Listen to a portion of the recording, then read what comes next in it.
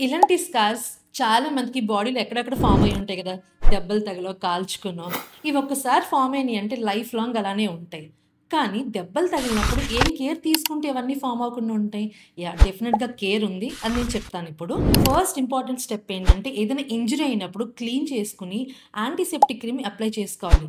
దీనివల్ల వూండ్ పెద్దదవ్వకుండా, పెద్ద scar form అవ్వకుండా చూసుకుంటుంది. సెకండ్, డీప్ ఇంజ్యూరీస్‌కైతే మీరు కంపల్సరీ స్టిచెస్ వేయించుకోవాలి. స్టిచెస్ అన్నీ మానిపోయాక కొల్లాజెన్ క్రీమ్స్ ఉంటాయి.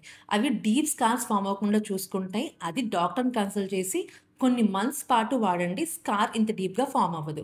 థర్డ్, స్కార్స్ ఫార్మ్ అయినియి అంటే ఎర్లీగా అంటే వితిన్ 2-3 మంత్స్ ఏదైనా ఇన్ క్లినిక్ ట్రీట్మెంట్స్ చేసుకుంటే ఇవన్నీ పర్మనెంట్‌గా డీప్‌గా ఫార్మ్ అవ్వకుండా ఉంటాయి. ఫోర్త్, స్కార్స్ ఆల్రెడీ ఫార్మ్ అయిపోయినియి. దానికి క్రీమ్స్ ఏమైనా యూజ్ అవుతాయా? ఏ క్రీము స్కార్స్‌ని ఫుల్‌గా రివర్స్ చేయదండి. దానికి ఇన్ క్లినిక్ ట్రీట్మెంట్సే యూజ్ అవుతాయి.